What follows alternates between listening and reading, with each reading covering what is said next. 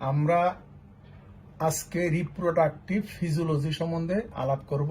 Reproductive ফিজিওলজির আন্ডারে physiology of ovary and menstruation, physiology of testis, physiology of female breast, puberty and menopause. 1 number টপিকটা শুরু করে physiology of ovary and menstruation. এটা শুরু করতে গেলে আমাকে যে জিনিসটা বলতে হবে, একটা ফিমেইলের 1 থেকে 28 দিনের সাইকেল হয়, 14 দিনে ওভুলেশন হয় এবং প্রথম মিনিস্ট্রাল সাইকেল ফেজ, তার পলিফারেটিভ ফেজ, ওভুলেশন হবে, তার সিক্রেটরি ফেজ হবে, মিনিস্ট্রাল সাইকেল। আচ্ছা, এখন এই প্রিমোডিয়াল ফলিকুল থেকে গ্রাভিয়ান ফলিকুল হয়, আমরা সবাই জানি প্রিমোডিয়াল ফলিকুল থেকে গ্রাভিয়ান ফলিকুল। প্রিমোডিয়াল ফলিকুলে আসলে জিনিসটা কি? এই যে ভিতরে কিন্তু এখানে 2 ধরনের সেল আছে, ভিতরে জার্ম সেল, এই যে ভিতরে জার্ম সেল, এই যে এটা, আর বাইরে যে একটা লেয়ার সেল আছে, এটা কিন্তু সোমাটিক সেল। এই জার্ম সেলটা হচ্ছে ওভাম, ভবিষ্যতে ওভাম হয়, এই যে জার্ম সেল ওভাম। আর বাইরে থেকে যে সোমাটিক সেল আছে, এগুলো পলিভারেশন হয়ে অনেকগুলো পলিভারেশন হয়, এটা একটা থাকে, এগুলো পলিভারেশন হয় এবং গ্রাভিয়ান ফলিকুল হয়। তো একটা ফিমেইলের 2টা ওভারিতে 5টা থেকে 15টা প্রিমোডিয়াল ফলিকুল একসঙ্গে গ্রাভিয়ান ফলিকুল হওয়ার জন্য প্রসেস শুরু করে, কিন্তু লাস্টে শুধু একটা প্রিমোডিয়াল ফলিকুল পরিপূর্ণভাবে ম্যাচিউরড গ্রাভিয়ান ফলিকুল হইতে পারে, বাকিগুলো হইতে পারে না। তো একবার প্রিমোডিয়াল ফলিকুল যখন গ্রাভিয়ান ফলিকুল হওয়া শুরু হয়, কিভাবে? এন্টেরিয়র পিটুইটারি থেকে ফলিকুলার স্টিমুলেটিং হরমোন যখন রিলিজ হবে, তখন এই প্রিমোডিয়াল ফলিকুলের উপর কাজ করবে, গ্রাভিয়ান ফলিকুল ফর্মেশন হবে। এই গ্রাভিয়ান ফলিকুল থেকে তখন সিক্রেশন হবে ইস্ট্রোজেন, বেশি পরিমাণে 3টা প্লাস দিছি আমি, তারপর আছে প্রোজেস্টেরন 1টা প্লাস দিছি। তার মানে গ্রাভিয়ান ফলিকুল থেকে ইস্ট্রোজেন বেশি সিক্রেশন হবে, প্রোজেস্টেরন কম্পারেটিভলি কম সিক্রেশন হবে। এটা সিক্রেশন হওয়ার পরে ফাংশন কি? ফাংশন হচ্ছে 1 নম্বরে সেকেন্ডারি সেক্সুয়ালিটি ডেভেলপ করে, যাদের ডেভেলপ হয়নি 12-13 বছরে, আর যাদের ডেভেলপ হয়ে গেছে তাদের এটা মেনটেন হয়। আর এরপরে ইস্ট্রোজেন প্রজেস্টেরন, মেইল ইস্ট্রোজেনটা ইউটেরাসের উপর কাজ করে পলিফারেটিভ ফেজ করে, ইউটেরাসের পলিফারেটিভ ফেজ। তাহলে এই যে পলিফারেটিভ ফেজ করলো, এই যে এই পলিফারেটিভ ফেজ মেইল ইস্ট্রোজেন, কিন্তু এই যে ইস্ট্রোজেন আমি লিখে রাখছি মেইল ইস্ট্রোজেন। তাইলে আমি এখান থেকে দূর পর্যন্ত, তার মানে প্রিমোডিয়াল ফলিকুল থেকে গ্রাভিয়ান ফলিকুল পর্যন্ত মোটামুটি একটা আইডিয়া দিতে পারছি। এখন এই গ্রাভিয়ান ফলিকুল থেকে ওভামটা কিভাবে বের হয়, ওভুলেশন কেমনে হবে? তাইলে আমাদের পলিফারেটিভ ফেজ শেষ, ইস্ট্রোজেনে মেইনলি হয়। এখন আমাদের ওভুলেশন কেমনে হয় সেটা আমি এখানে একটু লিখে রাখছি বাংলাতে, একটু দেখো আস্তে আস্তে। ওভুলেশন হওয়ার 36 ঘন্টা আগে থেকে, এই যে দেখো ওভুলেশন মনে করে এখানে হইলো, এইখানে মনে করো 36 ঘন্টা, এই যে এটা 36 ঘন্টা আগে থেকে ইস্ট্রোজেন এবং প্রোজেস্টেরন লেভেল বেড়ে যাবে। ইস্ট্রোজেন প্রোজেস্টেরন লেভেল, যে গ্রাভিয়ান ফলিকুল থেকে oestrogen progesterone level, progesterone release হয়, সেটা বেড়ে যাওয়ার কারণে লুটিনাইজিং হরমোন শুরু হবে। এই যে ইস্ট্রোজেন প্রোজেস্টেরন যদি লেভেল বেড়ে যায়, তাহলে এন্টেরিয়র পিটুইটারির উপর কাজ করবে, লুটিনাইজিং হরমোন রিলিজ করবে, পজিটিভ ফিডব্যাক। যত ইস্ট্রোজেন প্রোজেস্টেরন রিলিজ হবে, তত লুটিনাইজিং হরমোনের পরিমাণ বেড়ে যাবে, পজিটিভ ফিডব্যাক। এই পজিটিভ ফিডব্যাক, এই নেগেটিভ ফিডব্যাক, এটা নিয়ে আমাদের দেশে বহুত ঝামেলা আছে। আমি ক্লাসে যখন এন্ডোক্রাইন পড়াবো, স্পষ্ট করে তোমাদেরকে ধারণাটা আমি দেওয়ার চেষ্টা করব।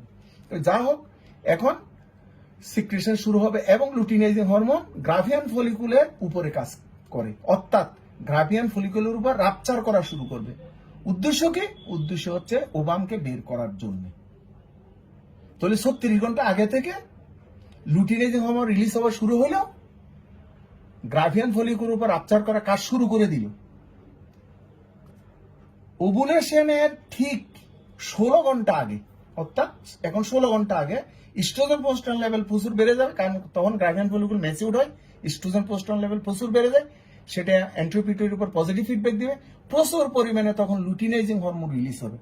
এই যে অনেক বেড়ে যাওয়ার কারণে লুটিনাইজিং হরমোন 10 টাইমস বেড়ে পিক লেভেলে উঠে যাবে এবং গ্রাভিয়ান ফলিকুলকে রাপচার করা চূড়ান্তভাবে শুরু করবে এবং 16 ঘন্টা এটার উপর কাজ করে, লুটিনাইজিং গ্রাভিয়ান ফলিকুল কাজ করে। ওখান থেকে 16 ঘন্টা পর গ্রাভিয়ান ফলিকুল থেকে ওভাম বের হবে। এই ওভাম বের হইলো, তাকে ওভুলেশন বলে। সুতরাং এখন ওভুলেশন তাহলে কে করলো? Luteinising hormone. এই লুটিনাইজিং হরমোন কেন রিলিজ হলো? ইস্ট্রোজেন প্রোস্টেরন লেভেল প্রচুর বেড়ে যাওয়ার কারণে। ইস্ট্রোজেন প্রোস্টেরন লেভেল কেন প্রচুর বেড়ে গেল? গ্রাভিয়ান ফলিকুল ম্যাচিউর হওয়ার কারণে। গ্রাভিয়ান ফলিকুল কেন ম্যাচিউর হইল? প্রিমোডিয়াল ফলিকুল থেকে গ্রাভিয়ান ফলিকুল আসলো এবং কে ম্যাচিউর করলো? ফলিকুল স্টিমুলেটিং হরমোন ম্যাচিউর করলো। তখন গ্রাভিয়ান ফলিকুল থেকে কি হরমোন হয়েছিল? ইস্ট্রোজেন প্রোস্টেরন হরমোন হয়েছিল। সেটা কি করলো? পলিওপারেটিভ ফেজ করলো। সুতরাং সংক্ষেপে আমি বলতে পারি ওভুলেশন করলো লুটিনাইজিং হরমোন, আর পলিওপারেটিভ ফেজ করলো মেইনলি ইস্ট্রোজেন, যেটা গ্রাভিয়ান ফলিকুল থেকে রিলিজ হয়। আমি পৃষ্ঠা চেঞ্জ করছি, দেখো গ্রাভিয়ান ফলিকুল থেকে যখন ওভাম বের হয়ে যায় তখন সে গ্রাভিয়ান ফলিকুলকে কর্পাস লুটিয়াম বলে। কর্পাস লুটিয়ামের বই তো অনেক লম্বা ডেফিনেশন, অত দরকার হবে না। এই যে গ্রাভিয়ান ফলিকুল, সেখান থেকে ওভামটা বের হয়ে গেছে এবং এটা কর্পাস লুটিয়াম। গ্রাভিয়ান ফলিকুলের নামই হচ্ছে কর্পাস লুটিয়াম যদি ওভামটা বের হয়ে যায়। এখন এখানে আরেকটা জিনিস তোমাদেরকে মনে রাখতে হবে, দেখো গ্রাভিয়ান ফলিকুল যখন ম্যাচিউর হয় একটা ফিমেলে, তখন ইস্ট্রোজেন প্রোস্টেরন অনেক বেড়ে যায় না? তো ইস্ট্রোজেন প্রোস্টেরন যদি অনেক বেড়ে যায়, সোডিয়াম ওয়াটার কিন্তু রিটেনশন হয়, তখন চেহারাটা একটু ফুলো ফুলো হয় এবং একটা মেয়েকে সুন্দর দেখায়। আর ঠিক মিনিস্ট্রেশনের সময় ইস্ট্রোজেন প্রোস্টেরন কমে যাবে, যেটা একটু পর আমি বলবো, তখন অত সুন্দর দেখে না। সেই জন্য গ্রাম দেশে কোনো, আমাদের দেশে দেখুন পাত্র পাত্রী দেখার ব্যবস্থা আছে, ওইটা এখন আমরা কাটিয়ে উঠতে পারি না। গ্রাম দেশে যখন একটা পাত্রী দেখাবা, তুমি যখন ডাক্তার থাকবা, ঠিক এই সময়ে যদি পাত্রীটাকে দেখাও, তাহলেও কিন্তু অপেক্ষাকৃত হবে সে কিন্তু অনেক সুন্দর দেখাবে। সুতরাং আমরা মেডিকেল পড়ি, এই জিনিসটাকে আমরা যার জন্য প্রয়োজন তার জন্য এই জিনিসটাকে আমরা নিব না কেন? চিন্তা করো। এখন দেখো, তো আমি প্রথমে তোমাকে পড়াইছি প্রিমোডিয়াল ফলিকুল। এই যে প্রিমোডিয়াল ফলিকুল, প্রিমোডিয়াল ফলিকুল থেকে ফলিকুল স্টিমুলেটিং হরমোনের মাধ্যমে গ্রাভিয়ান ফলিকুল হয়। সেই গ্রাভিয়ান ফলিকুল লুটিনাইজিং হরমোনে কাজ করে ওভামটা বের করে দিল, ওভুলেশন হলো এবং সেটা কর্পাস লুটিয়াম হলো। এই কর্পাস লুটিয়াম থেকে সিক্রেট হবে প্রোজেস্টেরন, মেইনলি বেশিরভাগ ক্ষেত্রে প্রোজেস্টেরন। ইস্ট্রোজেন দেখছে একটা প্লাস দিছে। তো প্রোজেস্টেরন এবং ইস্ট্রোজেনের ফাংশন কি? ফাংশন হচ্ছে সেকেন্ডারি সেক্স ডেভেলপ করে, যাদের ডেভেলপ হয়নি, আর যাদের ডেভেলপ হয়ে গেছে তাদের মেনটেন হবে। আর ইউটেরাসের উপর কাজ করে সিক্রেটরি ফেজ করবে। আগে ছিল ইস্ট্রোজেন মেইনলি পলিওপারেটিভ ফেজ, এখন এখানে এসে কর্পাস লুটিয়ামে ইস্ট্রোজেন প্রোজেস্টেরনের পরিমাণ বেশি বাড়াইয়ে সিক্রেটরি ফেজ করলো। তাইলে এখন দেখো সিক্রেটরি ফেজ করলো, এই যে এখানে একটা ইয়ে দিছি, মিনিস্ট্রেশন শুরু হয়েছে, ওভুলেশন আর সিক্রেটরি ফেজ শেষ। তাহলে এখন তাহলে সিক্রেটরি ফেজ কে করলো? প্রোজেস্টেরনে মেইনলি করলো। প্রোজেস্টেরন কোত্থেকে রিলিজ হইলো? কর্পাস লুটিয়াম থেকে রিলিজ হইলো। কর্পাস লুটিয়াম আসলো কোত্থেকে? গ্রাভিয়ান ফলিকুল থেকে। কে নিয়ে আসলো? লুটিনাইজিং হরমোন যখন ওভুলেশন করছে তখন ওইটা গ্রাভিয়ান ফলিকুলটা কর্পাস লুটিয়াম হইলো। গ্রাভিয়ান ফলিকুলটা আসলো কোত্থেকে? গ্রাভিয়ান ফলিকুলটা আসলো প্রিমোডিয়াল ফলিকুল থেকে। কে করলো? Follicle stimulating hormone. সুতরাং ওভুলেশন করলো লুটিনাইজিং হরমোন, পলিওপারেটিভ ফেজ করলো কে করলো? ইস্ট্রোজেন। সিক্রেটরি ফেজ করলো মেইনলি প্রোজেস্টেরন। এখন দেখো তাহলে ওভুলেশন হয়ে গেল। তাহলে দেখি এইটা ওভুলেশন 24 ঘন্টার মধ্যে কিন্তু ফার্টিলাইজেশন হবে। অনেক জায়গায় বইতে আছে যে ওভাম কয়দিন বাঁচে, বিশেষ করে গাইনিতে এই টপিকসটা সবচেয়ে বেশি দরকার, এফসিডিএস আর রেসিডেন্সিতে সবার জন্য সমান দরকার।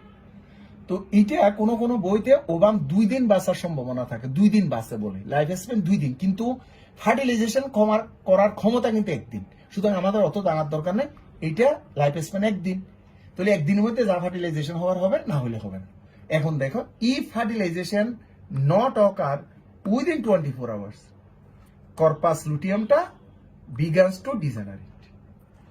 14 days after ovulation, এই যে ওভুলেশনের 14 days after ovulation, degeneration of the corpus luteum is complete, called corpus albicans. So estrogen progesterone level which are secreted from the corpus luteum is almost nil in blood. তো ব্লাডে যখন oestrogen progesterone level নীল হয়ে যাবে, নীল আসলে হয় না, একেবারে কমে যাবে, কারণ ইস্ট্রোজেন প্রোজেস্টেরনের সিক্রেশন অনেক জায়গা থেকে হয়। তো কমে যাওয়ার কারণে হঠাৎ করে spasm of the spiral artery, আমরা জানি ইউটেরাসের ইউটারাইন আর্টারি, এখান থেকে ব্রাঞ্চ হয়ে স্পাইরাল আর্টারি হয়। স্পাইরাল আর্টারি ইস্ট্রোজেন প্রোজেস্টেরন হঠাৎ না থাকার কারণে স্পাজম শুরু হয়। যেটা এন্ডোমেট্রিয়ামে সাপ্লাই দিয়েছে স্পাইরাল আর্টারি।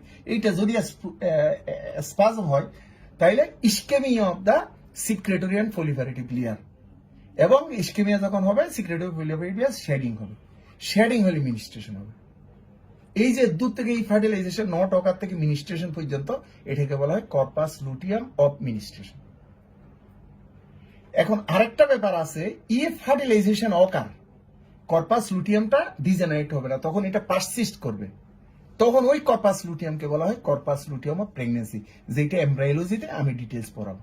তার মানে corpus luteum of menstruation, corpus luteum of pregnancy. তাহলে এখন এই জিনিসটা আমি পরে বুঝতে পারছি, menstruation equal to no oestrogen no progesterone. বারবার একটা কথাই বলতেছি, সিক্রেটরি ফেজ করে মেইনলি প্রজেস্টেরন, প্রলিফারেটিভ ফেজ করে মেইনলি ইস্ট্রোজেন, আর মিনিস্ট্রিয়াল ফেজ করবে নো ইস্ট্রোজেন নো প্রজেস্টেরন, আর ওভুলেশন করবে লুটিনাইজিং হরমোন।